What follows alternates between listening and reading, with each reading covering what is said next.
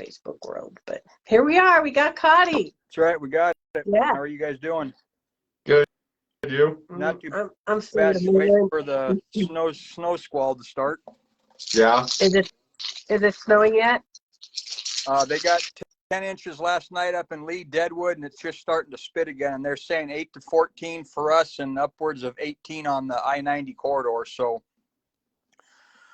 I think we're fixing to get slapped pretty hard. Hi, Wayne. How are you, sir? Yeah. Well, they're already talking about canceling school for tomorrow. Used to have snow on the ground before they'd cancel school. Right. Now they send them home with their homework and their iPads and say, oh, we're probably going to cancel school tomorrow. Yep. It's probably going to be called off because of snow. Or our tube supplier goes, we're not sending any trucks because there's a possibility of snow and wind. Right. Yeah. Oh. It's all good. So I guess let's start with Why you can't outwheel me? why I can't outwheel you every day of the week. Oh, geez. Let's start with why you wheel, I guess, since that's the title of it, and we'll throw down some more questions as well. Sure. And how you got started wheeling. Got started wheeling. Moreover, just for something to do. I mean, I've been in motorsports all my life growing up, as from go-kart racing, stock car racing, drag racing, anything that's been competitive. I ski raced, and then when I moved from Colorado to South Dakota, it was, well, buy a Jeep. The trails are fun, and yeah, well, here we are. So, empty pockets and have a Jeep. Yeah. So is your YJ the first Jeep you had? Yep, YJ's the first one. Pretty much built everything on it the way it is now myself. It's been through a few different phases. But, to go back to the original question, though, Tanner, I think, in all honesty, the biggest reason why I like to wheel is the camaraderie.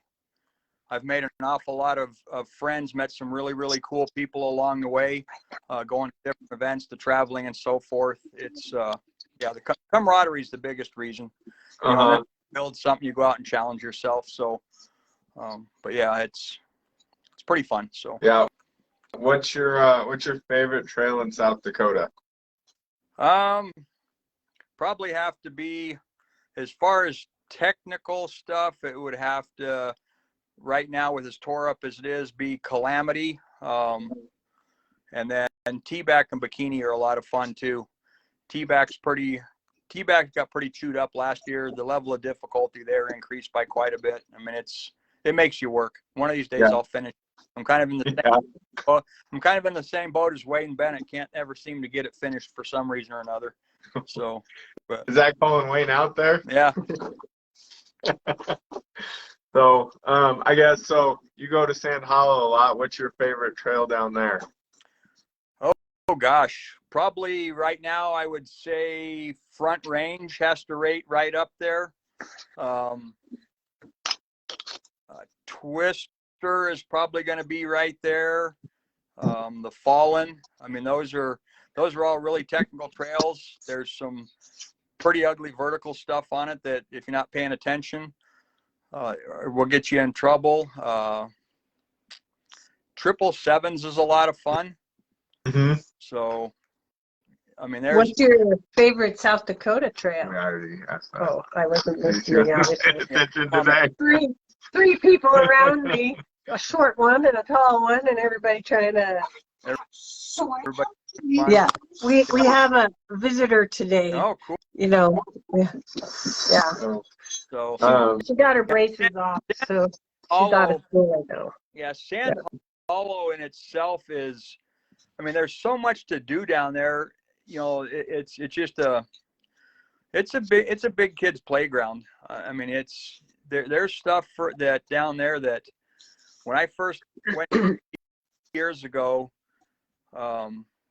and started on a trail that was a level 6, I made the comment, let's just go find something easy to do for a warm up so I can get my feet wet. And yeah, when we pulled up to the gatekeeper on this one trail down there, I looked up, I'm like, yeah, this is 6 rated. You people are crazy. Yeah. Rich Klein and them guys down there, the guys that are all building the trails and everything that they do down there it's cool. It's a lot of fun. It's definitely different than Moab. You know, Moab, you get to an obstacle and you hit the obstacle, then you got to go a ways to the next obstacle, where the stuff at Sand Hollow is a lot like up here, where it's obstacle after obstacle after obstacle after obstacle. You're not going very far. And, you know, granted, it's 15 hours to get down there from here, but it's an a absolute long haul. Yeah. Yeah. Why is your YJ blue? Why Where'd that color come from? my favorite color is blue. Uh-huh. And I was looking for a simple blue to paint it, and yeah, I just happen to like that. I found it on a Subaru, believe it or not. Yeah. Oh, he Yeah. drives a Subaru? Yeah. Yep. A Subadouche. Subaru. Oh. So, let's see. What's another? I guess we can talk about Rockfest. Yep. Been there. Rock. Yeah. Yeah, I think we've all been there once or twice. Rockfest is an event that's hosted by 605 Jeeps, our local Jeep club. Our title sponsor, as everybody knows, is TNT Customs. It's a 4-day event. We are the 20th through the 25th this year. The Tuesday, the 20th, is check-in, tech inspection, late registration, driver's meeting, and we wheel Wednesday, Thursday, Friday, Saturday. We feed everybody Friday and Saturday night, door prizes, raffles. We have 2 nights of that. We have a cake and ice cream social Thursday night. I mean, it's a lot of fun. You know, we cap it at 50 rigs. We've sold out every year, and we're tracking this year to sell out, contrary to popular belief. Someone had made a comment here a while back that it was sold out. It's not sold out. We still have a little bit of room. So if you're interested, go to 605jeeps.com. You can print the registration. I did shorten up the registration form this year, so there's only 3 pages to fill out instead of 6 or 7. Oh, wow. So streamlined everything, and we'll deal with the event waiver and stuff like that at check-in. You can just sign it there instead of having to mail it back in. Mm-hmm. So that should save you some postage. But So Joel, why is it that you're coming to visit but not wheeling? Yeah. I wonder why Joel's not wheeling. I think Joel Joel got Crane in the first place. Yeah, poor Joel. Yep. There must be a delay today on the Facebook. Yeah. Cotty. Can you even see the comments, Cotty, or no? Yeah, I see them as they pop up. Joel Yeah. just said so. Yeah. Yep. Hey. Yeah. So go over what, like, the technical inspection of the vehicle, like what someone needs to have. Basically a street legal type vehicle, except for those guys that, that bring the buggies, but we expect all the lug nuts to be on it. You're not pouring fluids out of it. 4 tires that obviously hold air, fire extinguisher, first aid kit, seat belts. The battery doesn't fall out of it. Yeah, right. Yeah. And things of that nature. Some of the trails we do have to drive to, so insurance, registration, unless you plan on trailering to the trails. You can trailer to them, so it works out pretty decent. If you've never been here before, you are required to have a Forest Service trail permit, which you can purchase there at the gas station at Steel Wheel. So They're like $25, right? $25. Yeah. So. And then what's the trail ratings per se? Because, like, I mean, there's all different levels of trails. So what's the minimum on the vehicle you should have? If I don't know that, Tanner, that you can really put a minimum, because the way I look at it, if you're going to go wheeling and you're going to find rock crawling trails, irregardless of where you go in the country, you need to have a winch. You need to have working lockers, at least one working locker. There's a lot of people that are very capable of wheeling open, 35s and bigger tires. The trails are rated from 0 to 10 here. The average trails that we run, they're 6 to 8s, with a few of the trails being harder. And with the amount of snow we've got, the runoff is going to turn some stuff upside down. So if you've been here before, be prepared this year. It's going to get washed out, cleaned up. Vince Lucas does bring up a good point. If you're in something that doesn't have a roof or whatever, definitely, consider wearing a helmet. You never know. I mean, we've seen over the last few years where people turn upside down and end up with pretty ugly concussions, and a helmet would have saved that. So, yeah, I mean, there's some people, in my opinion, that should walk around all the time with helmets, but that's just my opinion. Spare parts, if you're pretty hardcore, if you don't mind, if you don't mind going after it, if you got a little bit of a heavy right foot, or you're just a little more adventurous than the next person, bring spare axles, things of that nature, brake parts, U-joints. If you have a spare drive shaft, David Cox is wearing one right now. Yeah. Yeah.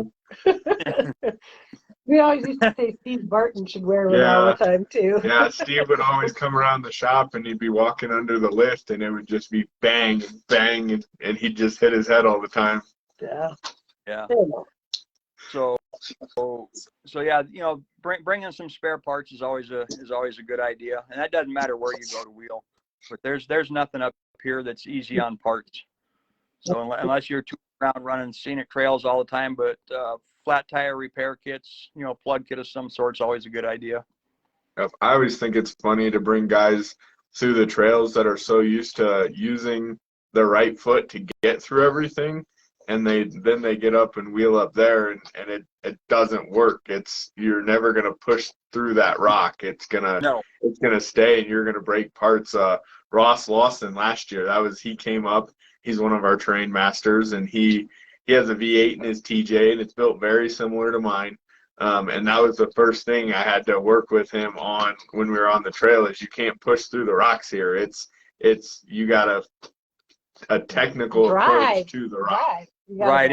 It's a lot of technical terrain. And what's really, really different about here versus going to a slick rock area like Moab or Sand Hollow is the rocks here move. You can have a person go out in front and you're leaving 3 or 4 rig lengths between you and the next guy, and that line's going to change. He's going to flip a rock that you thought you were going to be on. Next thing you know, and then you got to figure out then how you're going to get through it. So it's never terrain. We can run it one day, turn around, run the trail the next day, and then the lines are going to be a little bit different. So yeah, Vince, that skinny pedal is the difference between east and west. That's for sure. Yep. That's for sure. Very true, Vince. Yeah, it's where you guys that are on the East Coast, where you have more of a muddy terrain. You need to be a little heavier on the right foot. Here, being heavy on the right foot gets you in trouble, especially the guys that are running, the bigger horsepower stuff, sticky tires. I learned a valuable lesson this last year at Trail Hero with sticky tires and approaches to different walls and stuff of that nature, because I ended up popping a couple of U-joints, and you can't turn into things the same. It's always a learning experience. So yeah, like Wayne said, you're very good at replacing sheared lugs. But you have to have spares for him to use. Yeah. I just for Wayne for this next time around if he has problems. So we make sure he's taken care of. Yeah, and I like what it was last year or the year before. So something that a lot of people, the 4-doors definitely brought a different group into wheeling and stuff like that. But the 4-doors don't fit the same in South Dakota as they fit a lot of other places.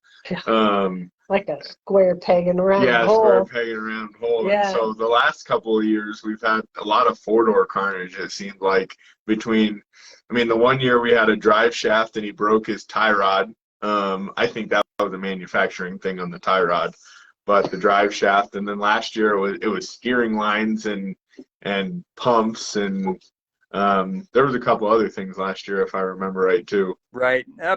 Up here, it seems like the wheelbase game is a little more critical.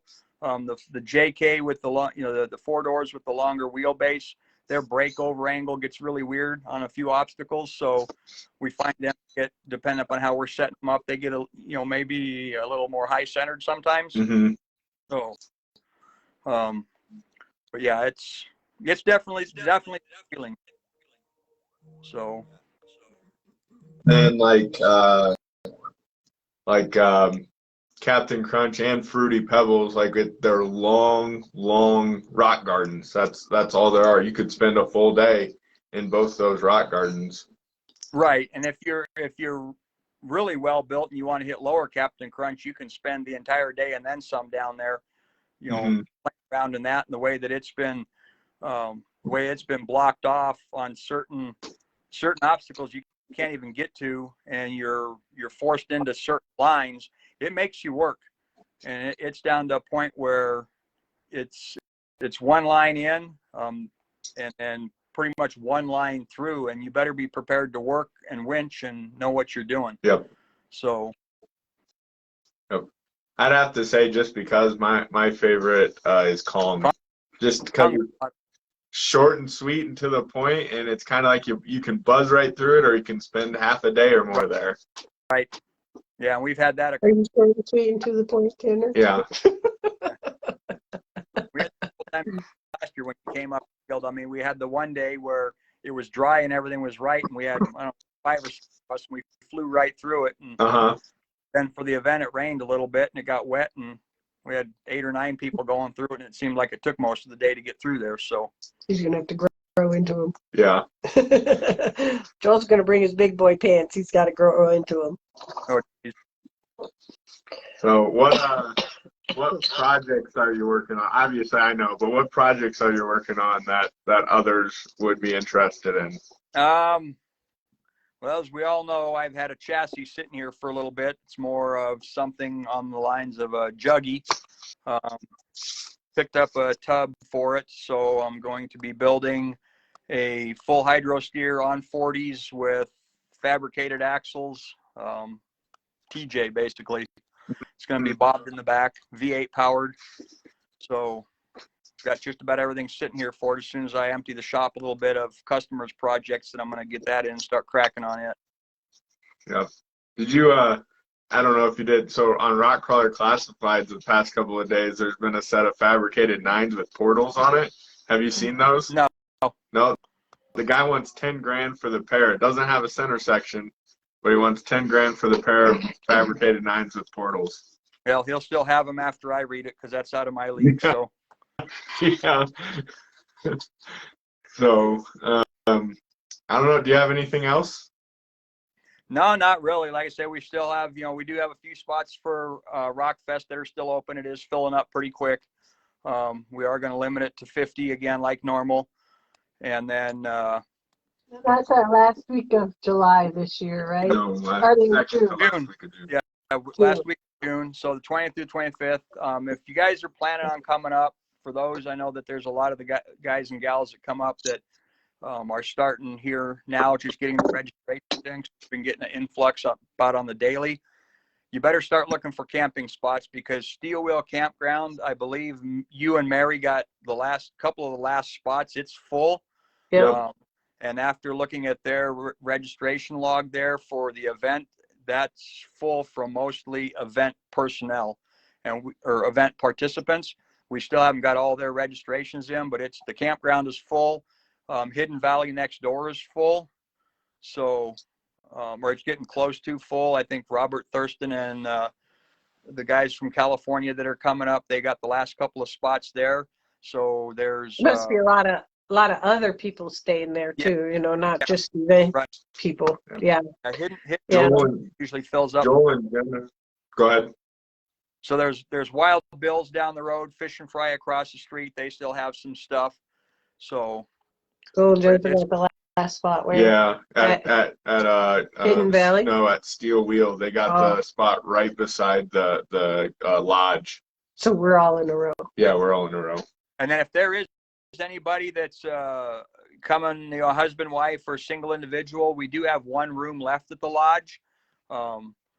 We had that earmarked for someone, and they're not going to be able to make it up. So if you want something that's relatively inclusive, the kitchen, showers, all that stuff is there, and you get to It's put pretty up. nice lodge. Yep. Oh yeah, I Pretty stayed nice in it site. 1 year. Yeah, so if you're looking for somewhere to stay, hit me up on Messenger. First come, first served on that. So we do have a spot left there. Cool. And what's the food this year? Not real sure what you guys are doing for Friday night. Saturday night we're doing that catered barbecue Okay. again that we had this steak tips. That was pretty good. That was a huge hit, and Horsepower Ranch, Pat Marlene Sheely sponsored that. They'll be doing that again for us this year. So really looking forward to that heck of a meal. Good. And then, I don't know, I imagine you guys will probably either do another taco bar or the milk can suppers. Those are usually a big hoot. So Mhm. I'll think about it. Yeah, which one? I got 6 months. No, 4 months. 4 months. hot dogs. So it's all good. Yeah, then we'd need a grill. We So them up too. That's not a problem. I have well, plenty there of is them. one at the Yeah. lodge. I'll have one in my trailer. We have a little one, but yeah. Yeah, there's plenty. Get it figured out. Okay. So Yeah, I think Bob might not be coming because he's supposed to go on the Epic Willie's Adventure like the week before that. And I don't think he'll be back from that yet. that's what he said. He's Jason with Yeller. So he told me to make sure Jason didn't get anything too difficult to work on. So Yeah. 'Cause Yeah. oh, Brett, do you got a place to stay there already? I have a With a 300-gallon 300-gallon grill. What's a 300-gallon grill? Must be a big old 300-gallon grill. I don't know. I don't know. Yeah, I don't know. If Bob doesn't come, I should take Cotty's room and Brett can have my spot. Yeah. And I won't bring the motorhome. I'll just come stay in the lodge. Fuel Fuel barrel. barrel. Oh, Okay. okay. You're gonna haul that down? Yeah. Charlie, you want to go see Ella and yeah. Yeah. So, all right. Well, this one, there's a lot of comments. Yeah, me too. No spot yet. Yeah. Oh, Yeah. see, I could give Brett my spot and I could stay in Cotty's place if Bob's not coming. I could just drive down that way. Might have to talk, Jason's Brett. coming, though. Oh yeah. Well, even if Bob's coming, just throw Yeller on the trailer and bring the pickup truck and the trailer. Yeah. Yeah, Yeah. I did that today. Yeah. So, Tanner was driving the truck and trailer to Denver today. oof. Yeah. Yeah. Charlie wants to come, so she'll have So now we have to discuss the gauntlet that was thrown down.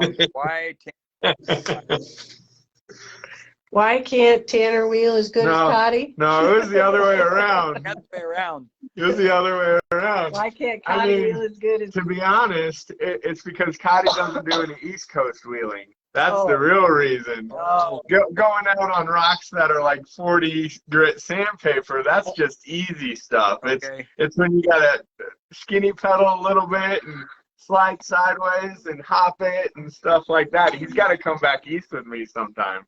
Okay. In The the trees. challenge has been accepted. Perfect. Now I got a place for you to stay. You can stay in the trailer and Oh, we'll go to Windrock and Ross says, get him to s'more. we'll go to S'more too. Yeah, S'more's a lot of ledges. That's okay. I love ledges. So that's another trail out in Sand Hollow that's fun too, is the ledges. Uh-huh. If you're afraid of heights, stay away from it. But yeah, that's a fun Bounce time. off the trees. Yeah, we'll go to Windrock and we'll do Trail 15 because most people know Trail 15. And we'll set up like a little course. And I can do Trail 15 in 5 minutes flat. So if you can match that with me, then we'll be Okay. even. Okay. I'm with David. Just go back Grease wheeling doesn't sound fun. March 5th, get them sent down. Yeah, we could go to Green Acres too with that Robert and Jennifer. That'd be fun. That's okay. That's a lot of the rock down there is kind of like South Dakota. It's grippy. Yeah, here's shoot, South Dakota ain't grippy, buddy. That's slippery granite. Okay. Here's a throwdown. May sometime we're headed to Moab, so Yeah. bring your in we'll see. in May. So May I go from taco tour with Bobby to Field and Forest up in New Hampshire with Corey, who we're doing the Stretch JL with, and then back down the next weekend to Roush Creek with Stretch JK's and JL's event. So May I am full. Okay, chicken. Oh, whatever. So you can take, I mean, any tire works in Moab. You can take Subarus and Patagonia Nowheres in Moab and they work, and you bring them anyplace else and they don't. Yep. I was living proof of that 3 years ago. I was out there on basically street terrain type tires and stuck to everything. So, Yep. So it's all good. Charlie. but So what's new in manufacturing? We got a few minutes still, or yeah, design changes, some ads, all the new JTJL stuff. Oh Lordy, this girl. Yeah, Charlie's like a bull in a china Oh shop my right now. gosh. I've been working on Stretch JL stuff. Jason's been over trying helping finish Steve Winchell's Jeep, just some stuff over there that he had to finish. No, David, my Jeep's not local right now. It's in a million pieces in my shop finishing the coilovers. Yeah. And the motor is at the machine shop. So Two-door stretch stuff. Jason said he's got a lot of it programmed. yeah, we've got a lot of it. Let's see, what else is there? Are you ready to talk about that new that I'm getting, or? I mean, we can. It's so Jason. So Cotty brought a YJ tub and frame down, and he traded Bob for a TJ tub we had outside, and the frame is for Jason because Jason wants to start working on a YJ. Well, the frame we have outside, if you look at it, I mean, it's just twisted. And so Jason started on a project on a front half for the YJ because he wanted to fix that part of the frame. The rear is already back half with our YJ back half kit, which is very similar to what mine is, except it's stretched 8 inches-ish in the rear. And so the front is, it comes out essentially as broke plate, and then it ends in tubes. So we have a tube front that the winch will sit in, and essentially it's for guys that want to go full hydro. And there's other front half kits out there. We just like the tube look, and this one goes all the way essentially past the first body mount or at the first body mount.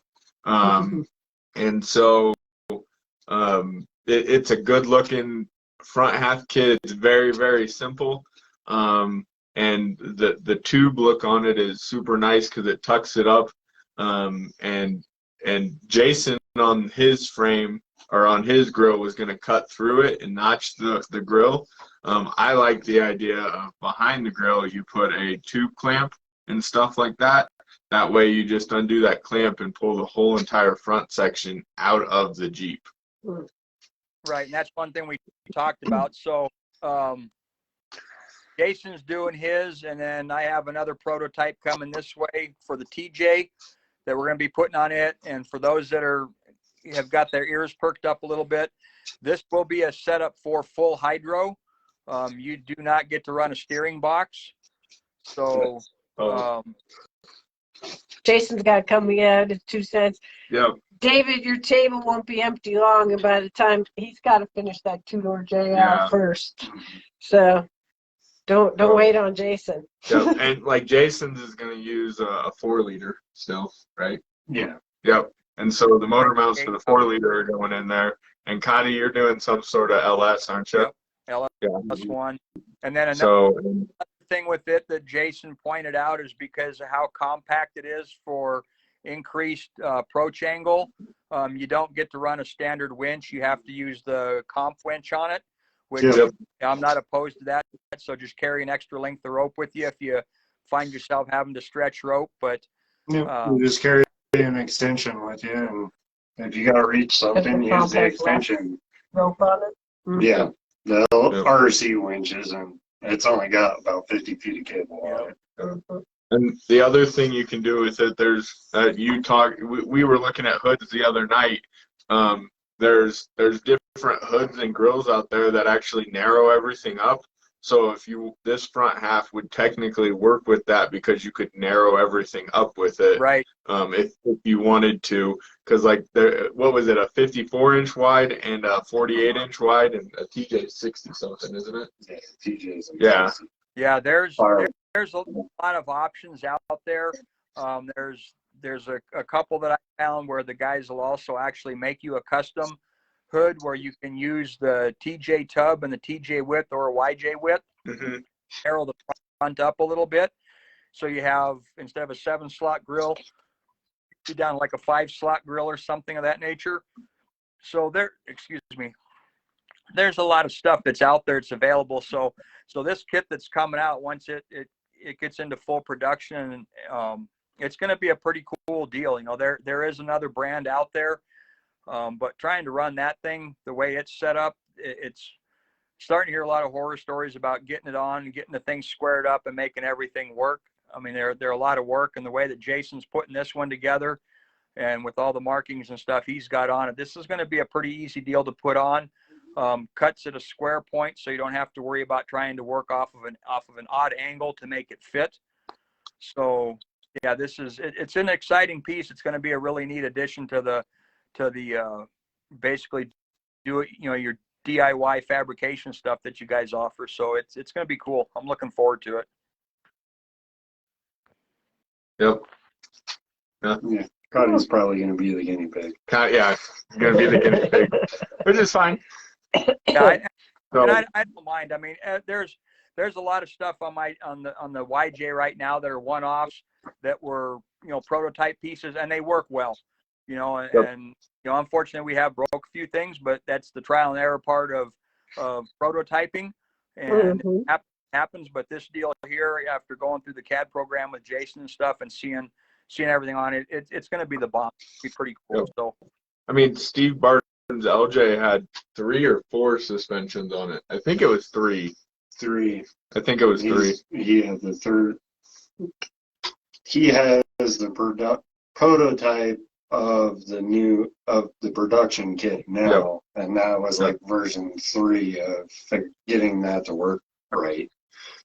and it's simple stuff is for, you know, front and rear stretches or narrowing, you know, whatever you want to call them, frame kits. As long as you get the basic geometry right and you don't put a bend in a stress point, they're pretty much no-brainers. And this thing, the way it's going together, how stubbied up it is in the front, the amount of approach angle that's gained. I mean, you can set up a TJ on 108 to 110-inch wheelbase with a full-width axle and have something incredibly nimble. You know, we were looking at an 8-inch stretch on the back, so at that point it gives you the option to run the 8-inch stretch kit, which there's all for.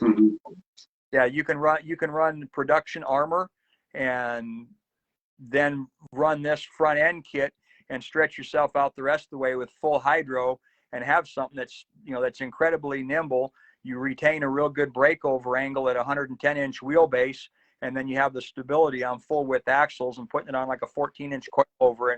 It's going to be a pretty fun little project. I'm pretty excited about getting it going. So, And it'll still look like a Jeep in the end game instead of something that's been hacked and whacked and buggy. I mean, you're calling yours a juggy, but it's still going to look like a Jeep essentially. It's still going to have a tub. Right.